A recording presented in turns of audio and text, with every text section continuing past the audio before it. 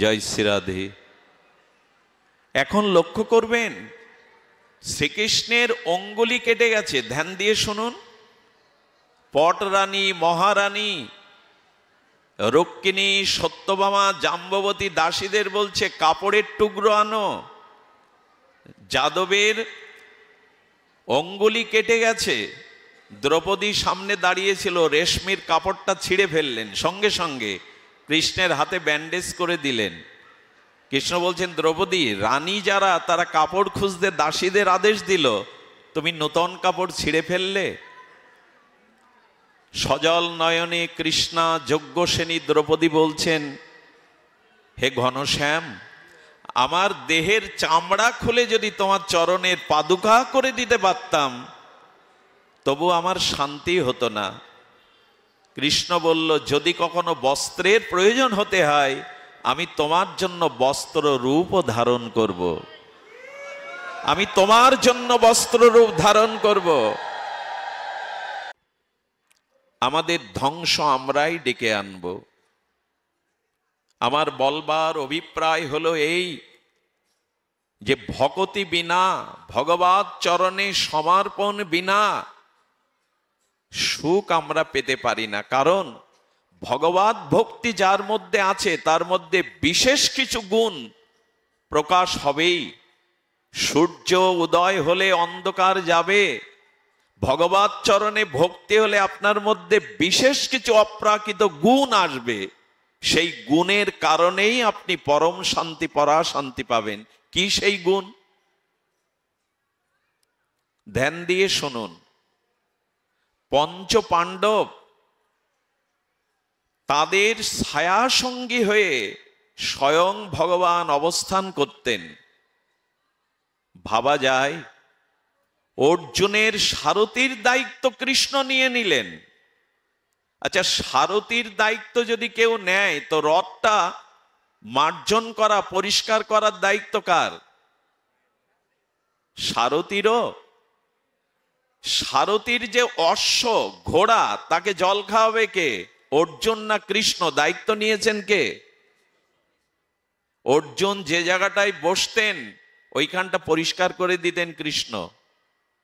ভোজন, শয়ন, জল কেলি একসাথেও করেছেন।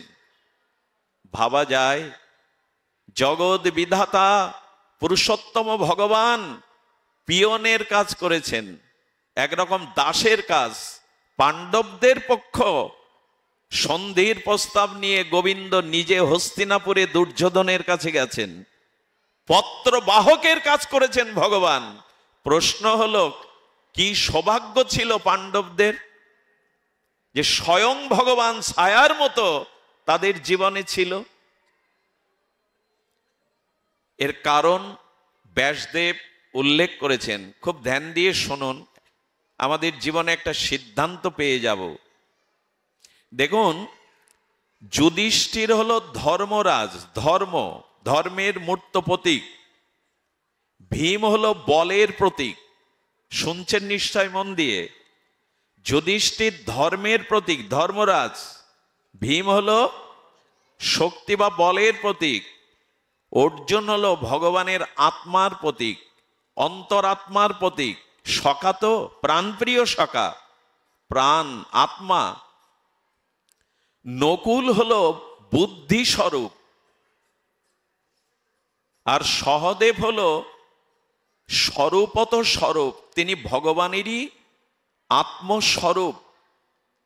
এখানে ধর্ম আছে, বল আছে, আত্মা আছে, বুদ্ধি আছে, আর স্বরূপ আছে।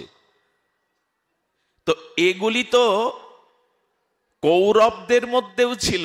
বল ছিল, বুদ্ধি ছিল, মেধা ছিল। কৌরবদের পক্ষে ভীষ্মের মতো তপস্বী ধার্মিকও ছিল। কৃষ্ণ কেন কৌরবদের পক্ষ না নিয়ে পাণ্ডবদের ছায়া সঙ্গী হয়ে তাদের গৃহে ভোজন, আহার, শয়ন করতেন? এর কারণ কি? ভগবান কি পক্ষপাতিত্ব করে? এটা কথার উত্তর দিন। ভগবান পক্ষপাতিত্ব করেন না, সমদর্শী ভগবান। সকলের প্রতি তার সমদৃষ্টি, যেমন সূর্যের কিরণ সকলের প্রতি সমভাবে প্রতিভাত হয়। ভগবান নিরপেক্ষ তত্ত্ব। তবে কেন ভগবান এই পক্ষ নিলেন? একজন এখানে বলেছেন, হ্যাঁ, ভগবান নিরপেক্ষতা মাঝে মাঝে হারায়। তার কারণ শুনুন। ভগবান নিরপেক্ষ তত্ত্ব যথার্থ সত্য, কিন্তু ভগবানের দয়া, ভগবানের করুণা, ভগবানের জীবের প্রতি তার কারুণ্য সমান হলেও কিছু কিছু ঘটনা জীবনে ঘটে যায়। আচ্ছা, আমার হাতে গ্যাংগ্রিন হয়ে যদি বা ক্যান্সারে রূপান্তরিত হয়, তো আপনি ডাক্তারের কাছে গিয়ে টাকা দিয়ে অনুরোধ করে হাতটা কেটে কেন বাদ দেন? হাতের সাথে কি আপনার শত্রুতা আছে? হাতটা কি আপনি অনিরপেক্ষভাবে বিবেচনা করেন যে হাত আমার না, এর প্রতি দরদ নেই? হাত কিন্তু আপনার নিরপেক্ষ, হাতকে আপনি ভালোবাসেন, কিন্তু হাতটা ডাক্তারের কাছে টাকা দিয়ে অনুরোধ করে অপারেশন করে কেটে বাদ দেন কেন?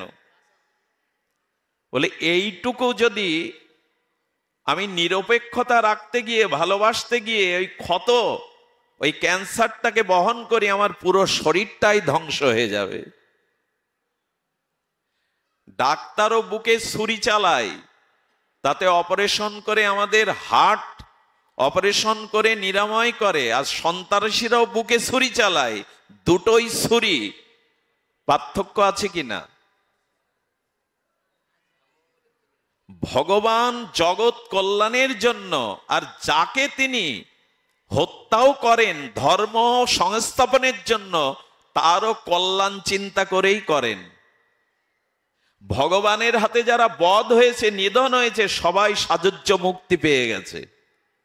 এই জন্য জীব গোস্বামী ভগবানের একটা অপরূপ নাম দিয়েছেন, হতার গতি দায়ক। গোবিন্দের হাতে, ভগবানের হাতে যারা বধ হন, তারাও সাযুজ্য মুক্তি পেয়ে যান ভগবত চরণে। হতার গতি দায়ক। ভগবান নিরপেক্ষ, কিন্তু আমাদের কল্যাণের জন্য, আমাদের হিতের জন্য মাঝে মাঝে তিনি যে ভূমিকা রাখেন। এখন প্রশ্ন হলো, পাণ্ডবদের পক্ষে ভগবান এভাবে ওতপ্রোতভাবে সর্বস্ব দিয়ে কৃপা, করুণা, ভালোবাসা, প্রীতি কেন ছিলেন? এর কারণ পাণ্ডবরা না। খুব মার্মিক কথা। এর কারণ দ্রৌপদী। পাণ্ডবদের পক্ষে ভগবানের এত প্রীতি, এত করুণা শুধুমাত্র দ্রৌপদীর জন্য। কেন জানেন? দ্রৌপদী হলো দয়া। দ্রৌপদী কিসের প্রতীক? দয়ার প্রতীক। কেন বলছি জানেন?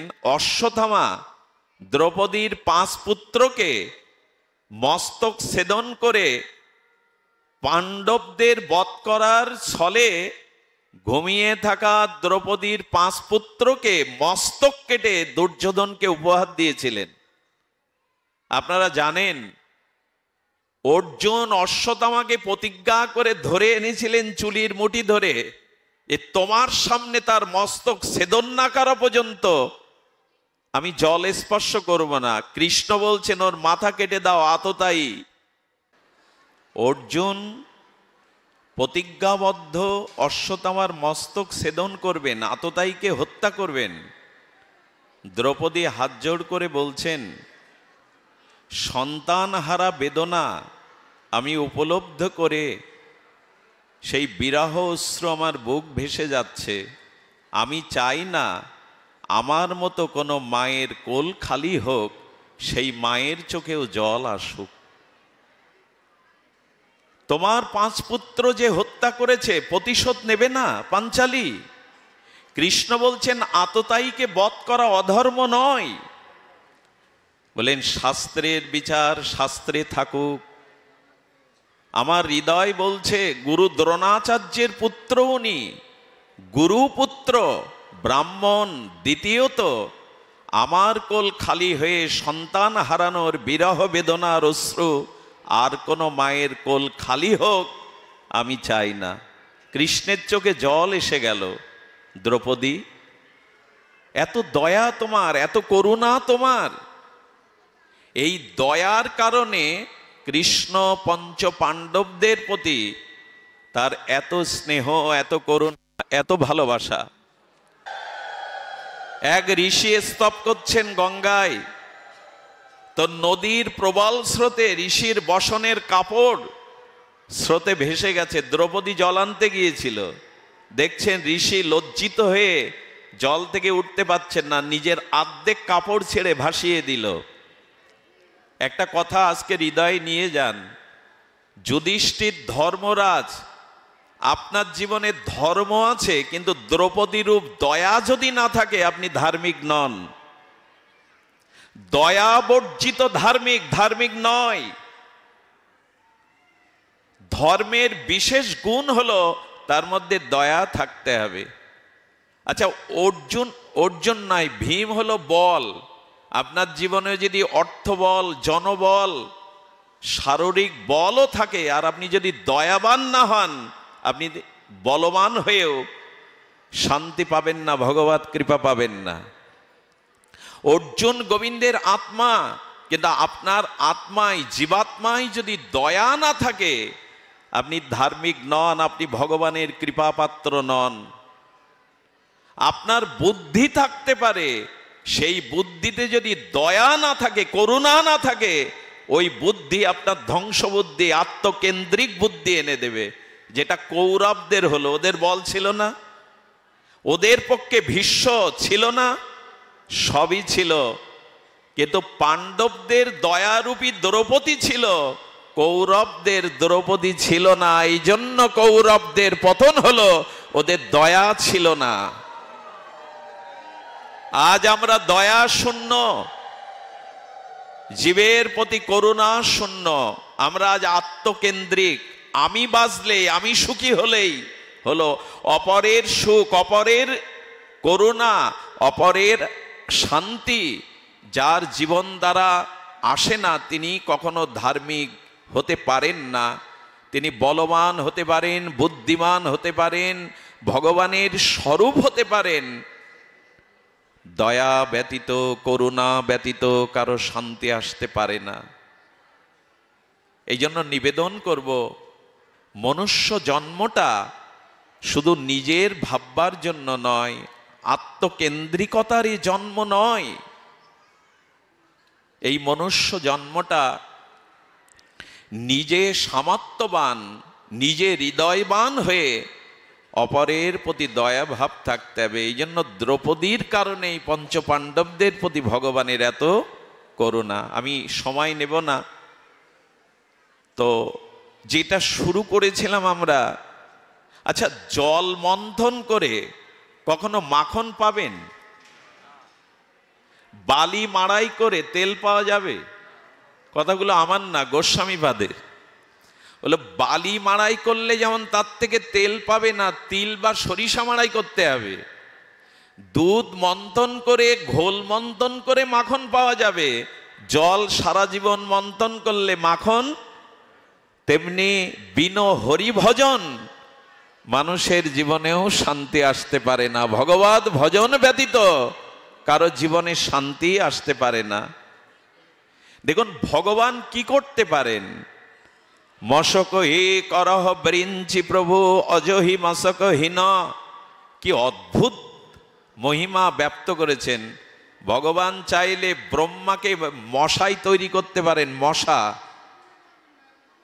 ভগবান সর্বশক্তিমান চাইলে ব্রহ্মাকে মশা তৈরি করে দিতে পারেন বিন্দু আকারে।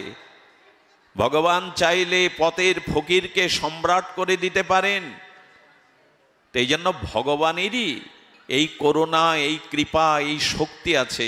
আমার নিবেদন, আসুন ভগবত চরণে আমরা সমর্পিত হই। তবে এটা মুখে বললে, এভাবে পাঠ শুনলেও হবে না। ভগবত চরণে শরণাগতির উপায় হলো প্রথমে চিত্ত নির্মল করা, আর এই নির্মল চিত্ত দিয়ে সাধু সঙ্গের দ্বারা ভগবানের নাম রূপ লীলা কথা নিত্য নিরন্তর শ্রবণ করতে করতেই ভগবত চরণে রতি মতি আসক্তি প্রীতি এগুলো উপচয় হবে। আমি বারবার একটা দৃষ্টান্ত দেই, যে কাপড়টা ময়লা ওখানে ডিটারজেন্ট আর সাবান দিয়ে ঘষুন, কিন্তু জল প্রয়োগ করবেন না, ময়লা যাবে কি? পরিষ্কার হবে কি? সাবান বা ডিটারজেন্টে বস্ত্রের ময়লা পরিষ্কার হয়, কিন্তু জলের ব্যবহার চাই, জল না দিলে হবে কি? তেমন যার জীবনে এই জলরূপ সাধু সঙ্গ নেই, যার জীবনে সাবানরূপ হরিকথা হরি নাম নেই, তার ভগবত চরণে রতি হতে পারে না। এই জন্য সাধু সঙ্গে হরিকথা এই জীবনের একমাত্র পাওয়া। একটু ব্রজ কথা বলেই আজকের পাঠ বিশ্রাম রাখি।